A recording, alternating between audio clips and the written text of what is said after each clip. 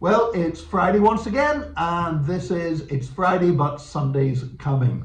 And I've got another conversation going on this week, which is where every time we do this, I meet with somebody that's involved in ministry, in Christian life, and I always hear these stories, I hear stuff that's going on, and I think more people need to hear this, and so this is your opportunity to be a fly on the wall while I'm having a conversation with David Turner from Church in Chains. Welcome, David. Thank you very much, Nick. Nice to chat. Yeah, it's always good to meet with you. You're like a walking encyclopedia on the persecuted church. And I think a lot of people in Ireland within the evangelical community, they know you, they've heard you speaking on this subject before, they've used guides and prayer bookmarks, from Church in Chains. But how did you end up in this kind of ministry? How did that come about? Yeah, well, I suppose if you want the dramatic version, I would bring you to Merrion Square, and I would bring you to a park bench there. And I'm 21 years old, so it's a while ago. I'm working in the post office. During my lunch break, I had bought a Christian magazine called Buzz, long gone. I remember Buzz. Right. I do remember. Gosh, yeah. Yeah, so Buzz had the latest Christian music. It was British based, but it gave you an idea of what was going on in the Christian world, not too far from Ireland. So it was a lovely sunny evening. It was, I think, May or June. I, on my way home, decided to go and sit down in Merrion Square and just flick through Buzz. So the first thing I noticed was that instead of music, there was a stark picture of 7 people on the front cover. And in big writing, there was "Free the Siberian 7." So I thought, this is just a little bit unusual. I knew who the Siberian 7 were. I had read a book about them. But that evening, as I flicked through Buzz magazine, and the main point of it was there's going to be a big demonstration in London, and we want British Christians to really get behind these 2 families who were trapped in the basement of the American embassy in Moscow. And they were trapped there, and the Russians wouldn't let them out, and the Americans couldn't kick them out, so they were trapped. So I'm afraid the Irishman in me, when I read that all this was going to be happening in London, I thought, why can't we do something in Dublin? So I went home with a little bit of fire in my belly. Then, in the great tradition of Moses, I went round to a local Christian, an older Christian, a wiser Christian, who I knew had a bit of an interest in this area. And I went to him and I poured out my heart and I said, really something should be done in Ireland. And he said, David, I want you to go away and pray, because I believe God might be leading you to get involved in this. And he says, if you do, I'll get right behind you. So that is a bit of a long story, but that's how it started back in 1981. I think, a lot of people, the reason they like Church in Chains so much is that it is Irish based. I mean, there are other good organizations, Many, yes. You have a number in Britain and even US and we countries. Partner with quite a few of them. Yeah. But it's the fact that you bring an Irish perspective to it, and I think that's particularly appreciated, Yeah, we kind of feel it's important. In the geopolitical arena, Ireland punches way above its weight because it's seen as a friendly country, it's seen as a neutral country, it's not part of a military alliance. And all these things really are advantages when you go to approach an embassy. So, over the years, we've approached the Soviet embassy as it was, Chinese embassy, the Iranian embassy, the Indian embassy, and the approach that those countries would have to Ireland would be quite different to the approach they would have to an organisation that is based in the UK. That's just because of history. Yeah. So, I like being able to go to an embassy and they can't bat you away with, oh, well, you'd say that because of your country's history. They can't do that. So we are able to engage more maybe as equals and less of a threat. But so that's why we have retained our Irish independence. We're not an island organisation as such, in terms of trying to stand alone and thinking we know best. We can only do what we do because we have a network of international partners, some of them based in the UK, some of them based in America, some of them based in other countries. But as a small Irish organisation, we can have a large international reach through working with other partners. Yeah. So from that initial starting, okay, we're going to do something, to where you are now with, partnering with so many churches across Ireland, how did that happen? How did that develop? Yeah, I suppose it developed gradually. For the first, 20 years or so, Church in Chains was a completely volunteer-led organisation. The work that was done by a committee. I was the secretary, the man I referred to earlier. He was the chair of the committee. And we did what we could outside our normal jobs. When I got married, was blessed with a child, things began to stretch, understandably. So we were left with a choice, both as a couple and as an organisation, as to what did the future hold. So it's that stage, An Post, where I was working, offered a job sharing scheme, and so we approached the board of Church in Chains and said, listen, there's this scheme available. Would Church in Chains seek funding to pay half my salary? And we all said we'd do it for 1 year and see how it went. So that was over 20 years ago now. And since then, I've actually been full-time with Church in Chains for the last 16 years, I think now. So that's how it developed. So it developed gradually. Individuals liked what we did, got on board, churches got involved. And as with every Christian ministry, I would think, there have been ups, there have been downs, and the faithful support of people who I believe God called to get behind us, like He calls people to get behind every ministry. They've really been the bedrock of the work to this point. Yeah. Have there been countries where they would at one time have been really bad when it comes to persecution of Christians and stuff, that have actually improved? I suppose you would look at the countries of Eastern Europe, and you would know that in the old days, in the Soviet days, Christians were frightened to meet together.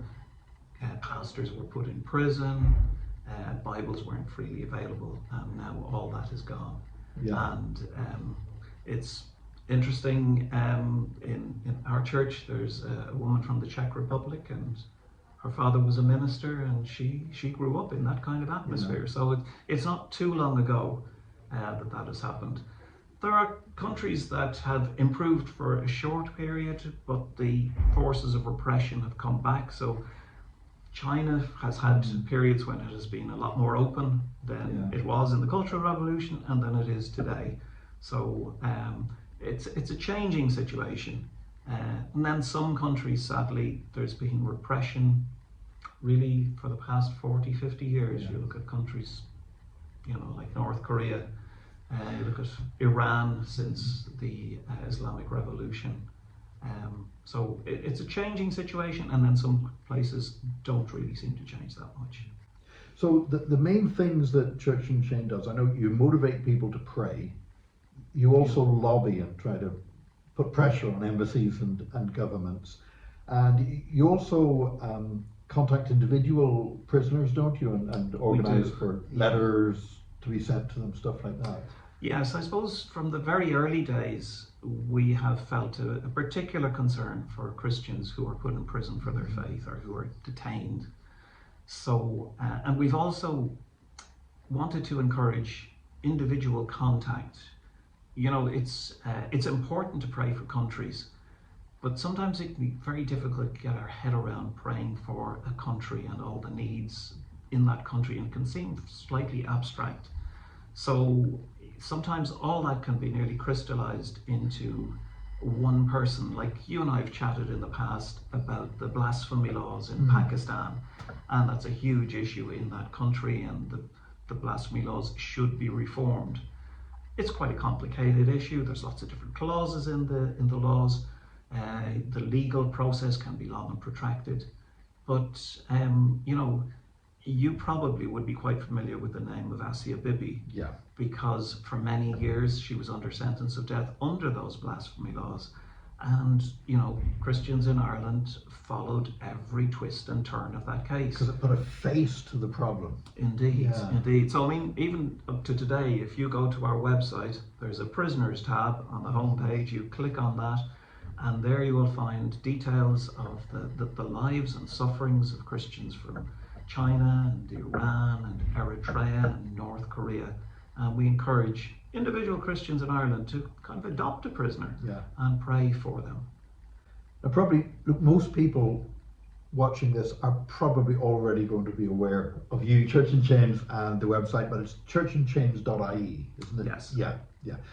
And tell me this, do you ever just feel overwhelmed? I mean, with dealing with all these difficulties, the desperate situations that people are going through, is it sometimes hard to just go home and switch off and go out for a meal with your wife, Yes, it can be difficult. I think a lot depends on the type of personality that you have. I know my wife, who works part-time for Church in Chains in research and writing, I think she would sometimes feel very overwhelmed by the huge amount of information and the devastating nature of some of that information. Yeah. I don't know if it's because I'm more hard-hearted or what, but my immediate response is, what can I do? Yeah. And I feel immediately, if there's a desperate situation, we need to share that with the body of Christ in Ireland.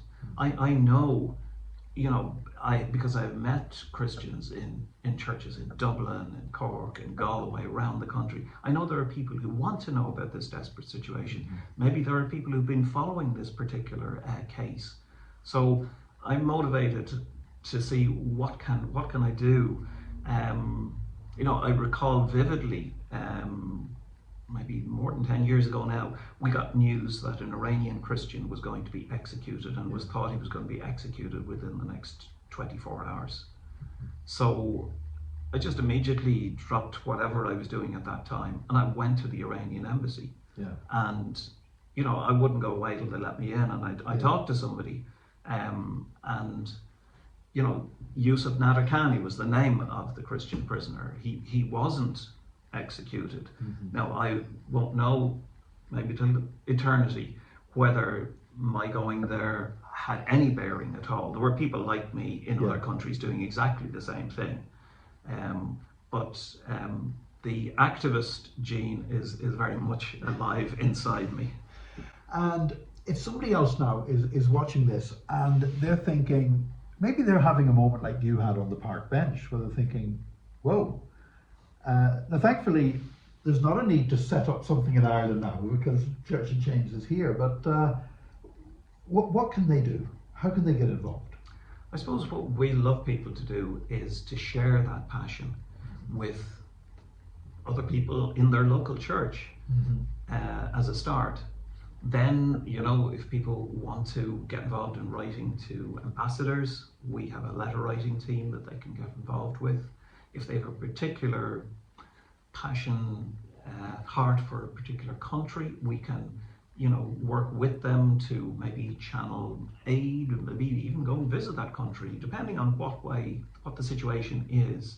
Yeah. So, I suppose we would love individuals when they do have a heart to do something, to get in touch with us, tell us what they'd like to do, what are their strengths, what's their situation, and we can extend the reach of Church in Chains through people like that. And I can think of people around the country, and I just thank God for them, because they have really stirred up their churches, and we want people like that in every church in Ireland. That would be my dream. Well, hopefully we've got a few more stirred up.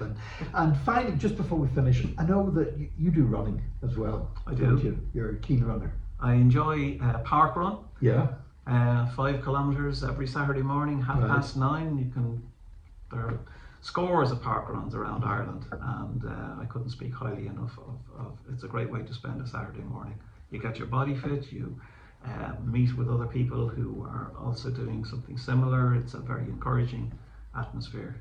Yeah. So see you at a park run soon, Mick? Well, I've got an arthritic knee. Right. Yeah, you'll come and share. I'm doing well when I get my 10,000 steps a day walking, but no, so I don't think I'll be doing that. But David, look, thank you so much for what you are doing and have been doing over the years for the persecuted church, and thank you for joining me today for the conversation. It's a pleasure. I mean, it's lovely to be part of the EAI and just to be a part of this interview and to share the vision more widely. Amen. So we'll wrap things up there, but join us again next Friday, and once again it'll be Friday, but Sunday's coming. God bless you. Bless.